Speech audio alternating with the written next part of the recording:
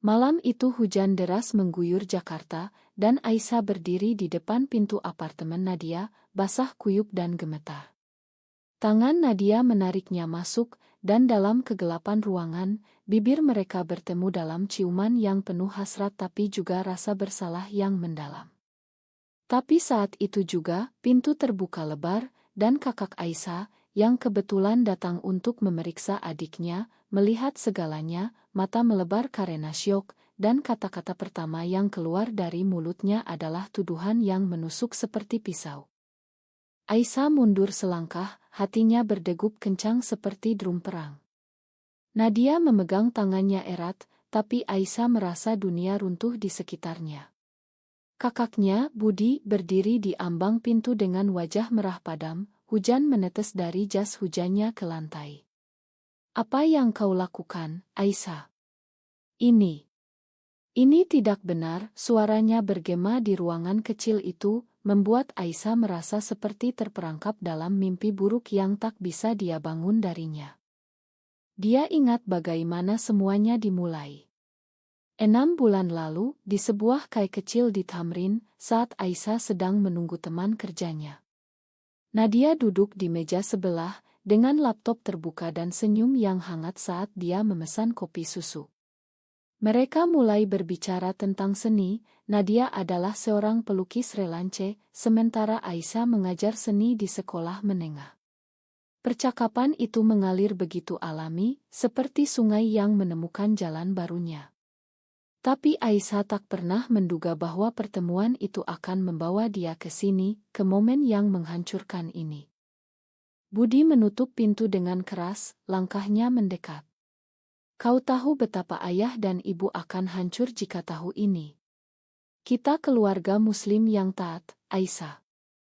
Ini bukan jalan yang benar." Matanya beralih ke Nadia penuh penghakiman. Nadia berdiri tegak, tak mundur. "Ini bukan urusanmu, Mas. Ini antara aku dan Aisyah."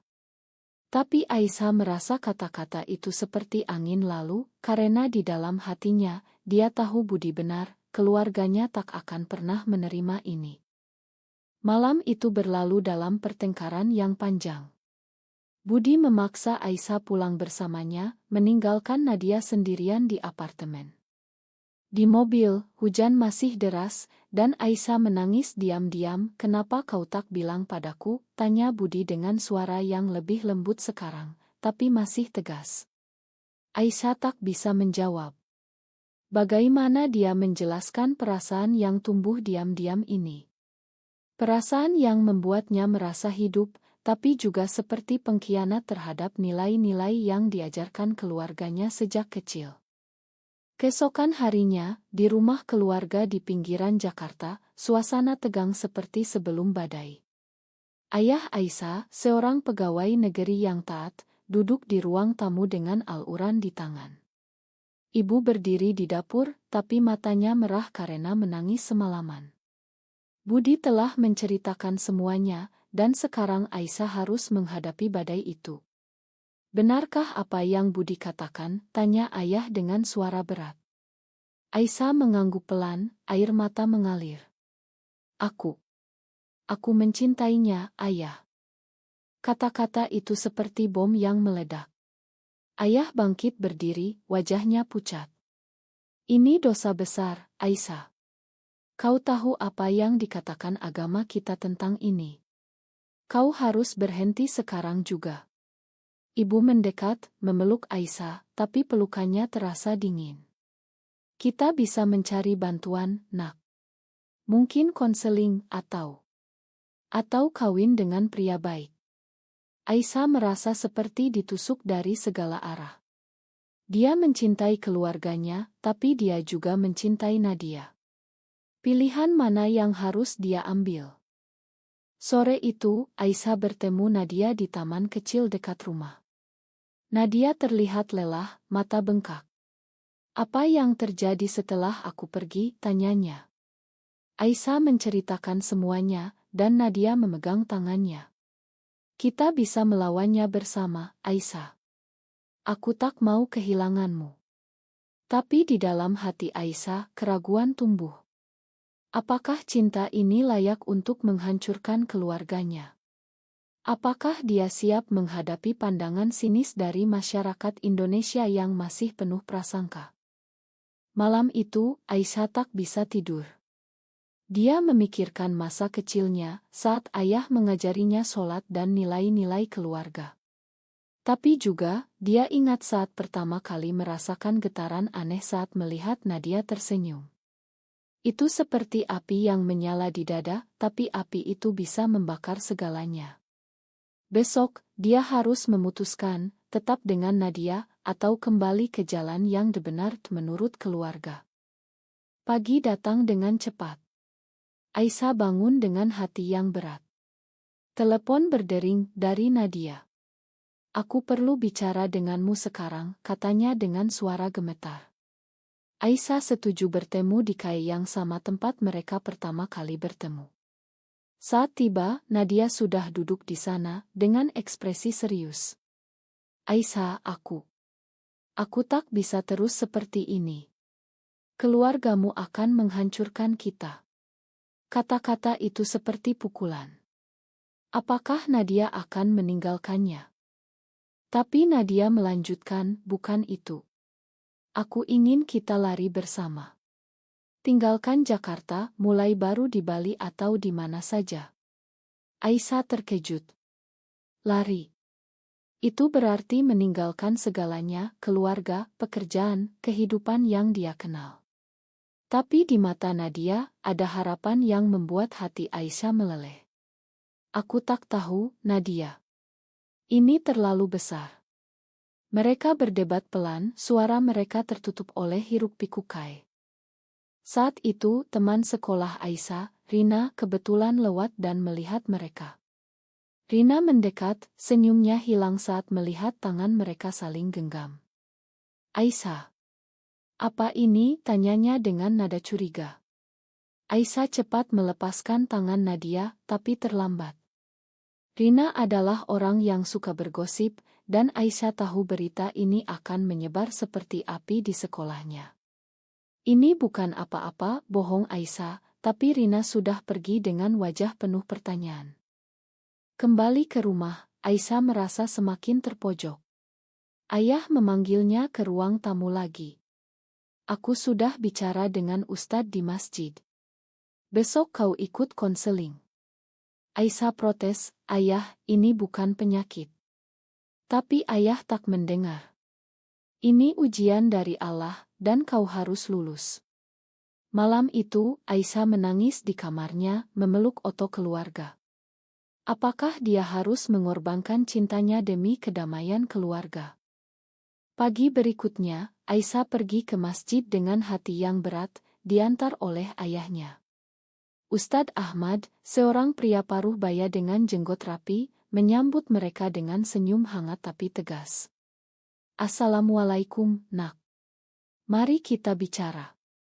Di ruangan kecil di belakang masjid, Aisyah duduk di depan Ustadz, merasa seperti di pengadilan. "Ceritakan apa yang terjadi," katanya lembut. Aisyah ragu-ragu, tapi akhirnya menceritakan tentang Nadia. Ustadz mendengar dengan sabar, lalu berkata, "Ini itnah dari syaitan, Aisyah. Al-Quran jelas menyatakan bahwa hubungan seperti ini dilarang. Kau harus bertobat dan mencari jalan yang benar." Kata-kata itu menusuk hati Aisyah. Dia tahu ajaran agama, tapi perasaannya terhadap Nadia terasa begitu alami. "Tapi, aku mencintainya, Ustadz. Apa salahnya?" Ustadz menggelengkan kepala. "Cinta sejati adalah yang sesuai dengan kehendak Allah." Pulang dari masjid, Aisyah merasa lebih bingung. Dia menelepon Nadia, suaranya gemetar. "Mereka ingin aku berubah." Nadia marah. "Mereka tak mengerti kita. Aku akan datang ke rumahmu, bicara dengan keluargamu." Aisyah panik. "Jangan. Itu akan memperburuk segalanya." Tapi Nadia bersikeras, dan sore itu, dia muncul di depan pintu rumah Aisyah. Ayah membuka pintu, wajahnya keras. "Siapa kau?" Nadia menjawab dengan tenang, "Saya Nadia, pacar Aisyah." Kata-kata itu seperti petir menyambar. Ayah memelototi Nadia lalu memanggil Aisyah. "Ini orang yang kau maksud?" Aisyah mengangguk, berdiri di belakang ayah. Nadia melanjutkan, "Saya mencintai Aisyah, dan saya ingin kalian pahami bahwa ini bukan pilihan, ini siapa kami."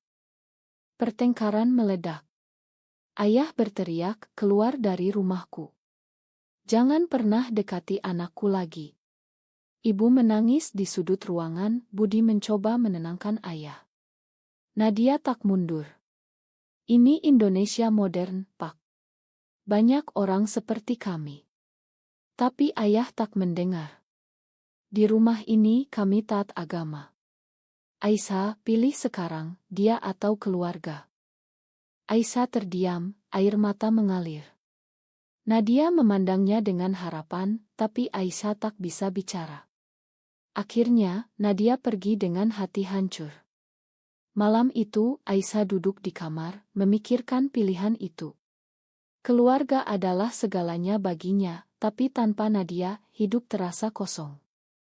Besok, dia harus memutuskan. Keesokan harinya, di sekolah, rumor sudah menyebar. Rina telah memberitahu rekan guru, dan sekarang semua orang memandang Aisyah aneh. Kepala sekolah memanggilnya. "Saya dengar ada isu pribadi, Bu Aisyah. Ini bisa mempengaruhi reputasi sekolah." Aisyah merasa dunia semakin menyempit. "Ini pribadi, Pak." Tapi kepala sekolah menggelengkan kepala. "Di sini kami menjunjung nilai moral. Pertimbangkan untuk istirahat sementara." Pulang sekolah, Aisyah bertemu Nadia di taman lagi. Nadia terlihat marah. "Kenapa kau tak bela aku kemarin?" Aisyah menjawab, "Aku takut, Nadia. Keluargaku." Nadia memotong, "Aku juga takut, tapi aku siap bertarung untuk kita." Mereka berpelukan, tapi Aisyah merasa ada retak di antara mereka. Apakah ini awal dari akhir? Malam itu, Budi mendekati Aisyah. "Aku tak ingin kau menderita, Dik. Tapi ini salah." Aisyah bertanya, "Kenapa salah?" "Aku tak menyakiti siapapun." Budi diam sejenak. "Masyarakat tak akan menerima. Kau bisa kehilangan segalanya, pekerjaan, teman, bahkan keluarga." Kata-kata itu membuat Aisyah berpikir. Apakah dia siap membayar harga itu?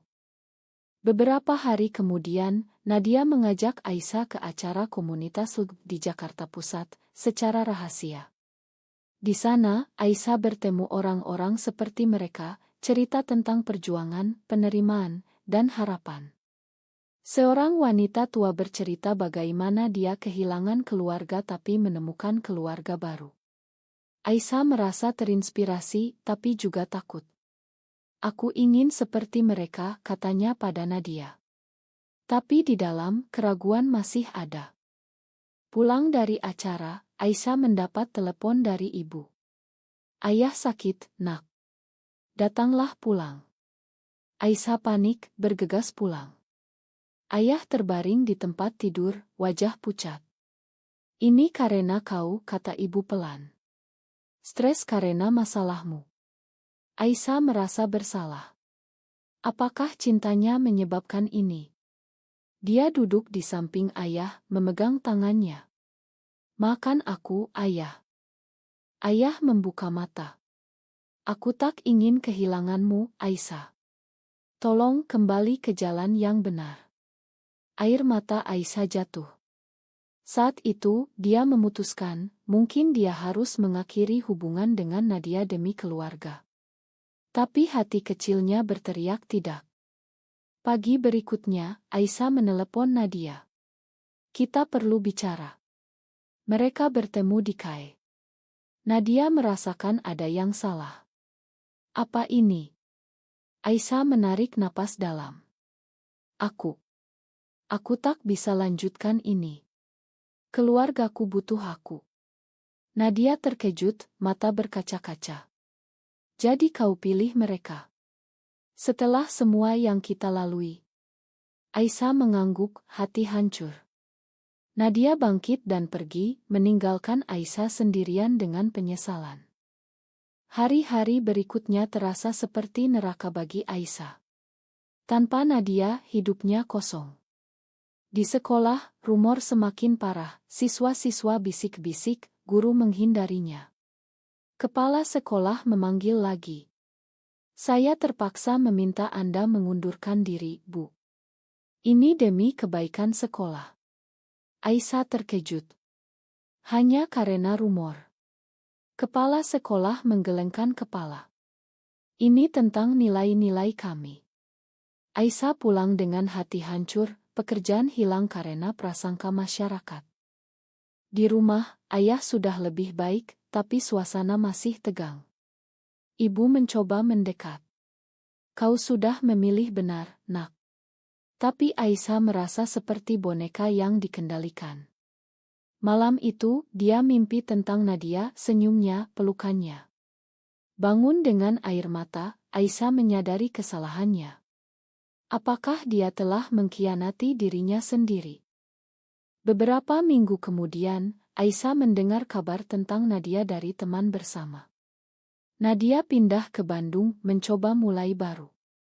Aisyah merasa sakit hati.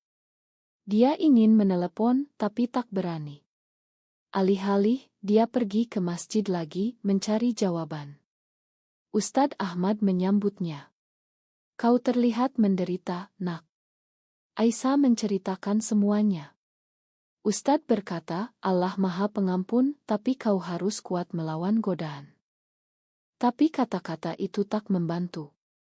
Aisyah mulai membaca tentang isu di Indonesia, bagaimana undang-undang tak melindungi, bagaimana masyarakat menolak. Dia menemukan forum online cerita orang-orang yang berjuang. Satu cerita tentang seorang wanita yang kehilangan segalanya tapi menemukan kedamaian. Aisyah bertanya-tanya, apakah dia bisa seperti itu? Suatu hari, Budi datang ke kamar Aisyah. Aku lihat kau tak bahagia. Mungkin aku salah. Aisyah terkejut. Apa maksudmu? Budi mengaku, aku pernah punya teman seperti itu.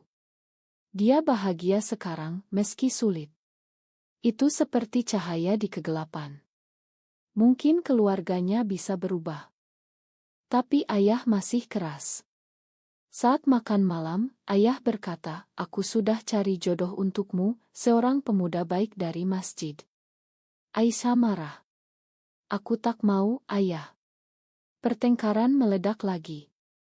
Kau harus menikah untuk melupakan itu, kata ayah. Aisyah lari ke kamar, menangis. Apakah ini hidup yang dia inginkan? Aisyah memutuskan untuk mencari Nadia. Dia naik kereta ke Bandung, hati berdegup.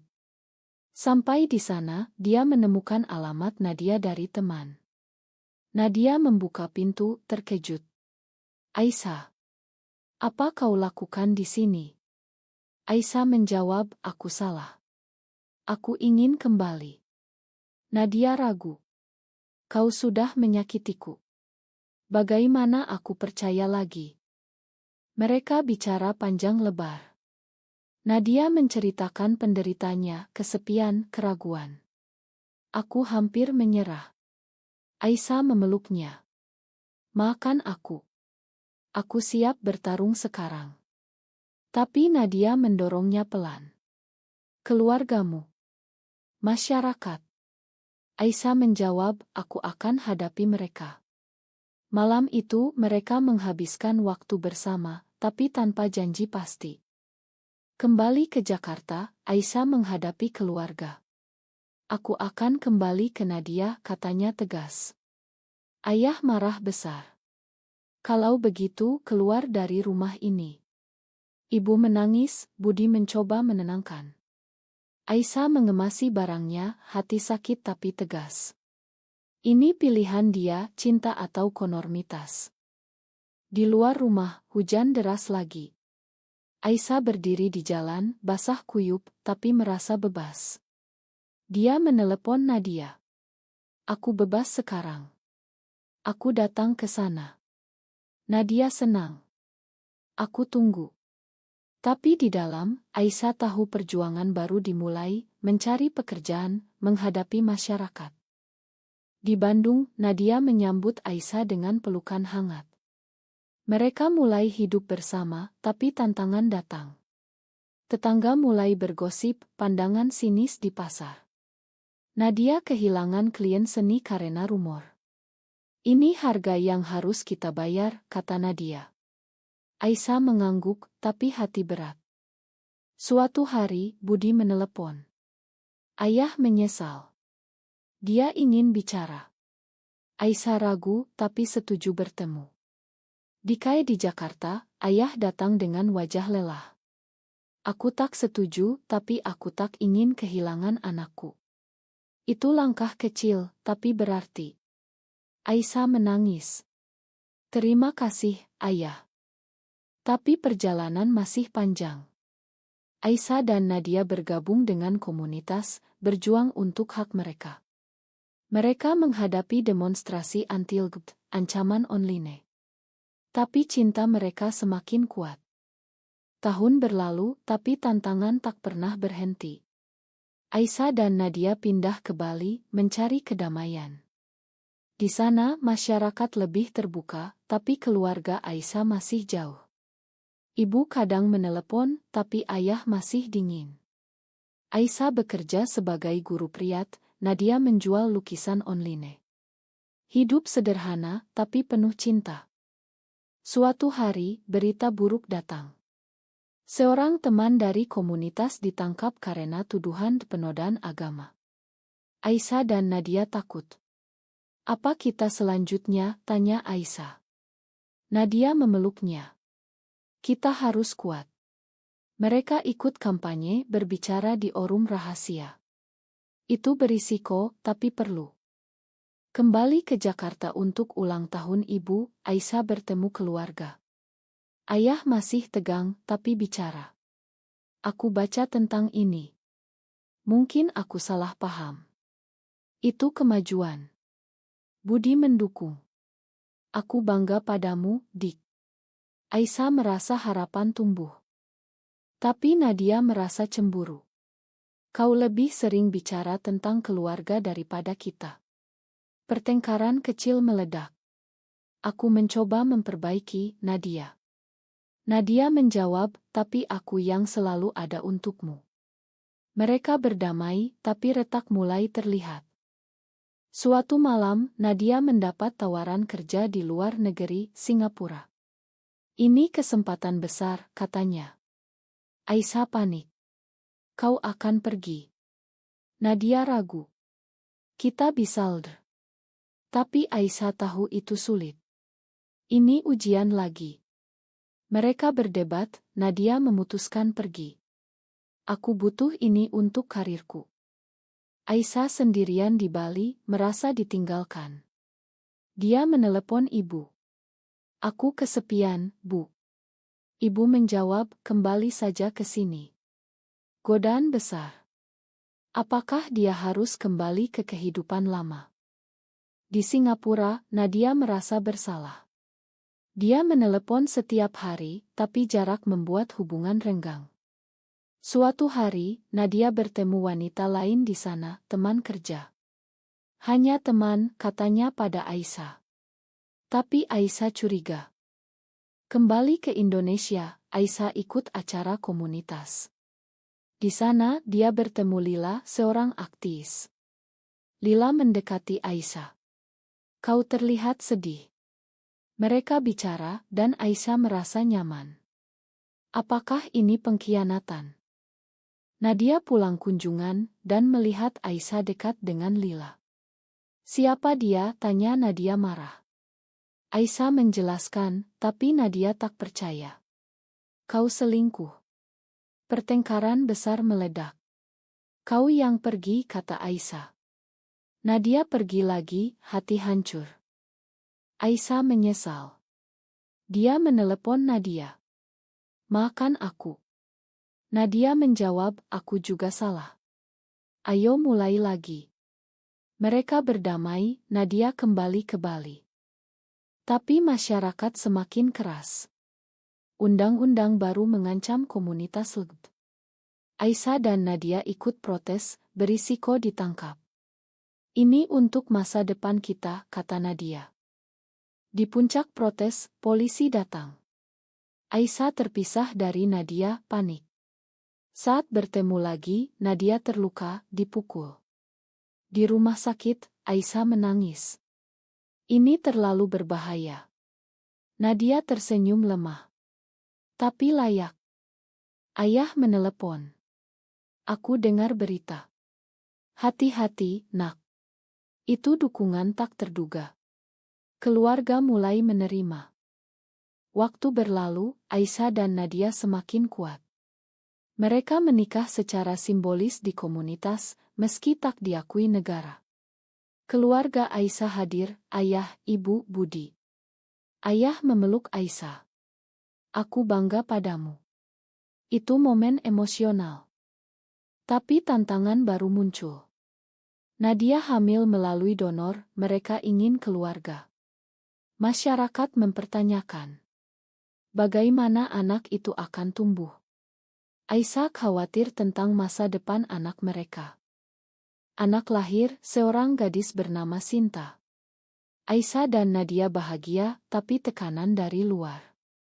Sekolah menolak Sinta karena latar belakang orang tua. Ini diskriminasi, kata Nadia. Mereka berjuang secara hukum, bergabung denganmu. Di tengah perjuangan, ayah sakit lagi.